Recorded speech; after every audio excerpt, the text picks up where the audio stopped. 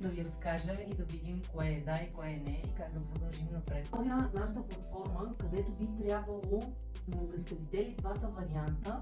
Всяка една от картинките може да се свали и след това да ги разгледаме. Искам да ви покажа контура и плана на стаята. Това, което се случва с голямото широко легло, е, че то е най-добре винаги да бъде в ъгъл. Естествено, детето ще се чувства там най-спокойно и най-защитено. Мястото на леглото да е тук е добро, защото няма и въздушни течения между врата и прозорец, т.е. той е назад.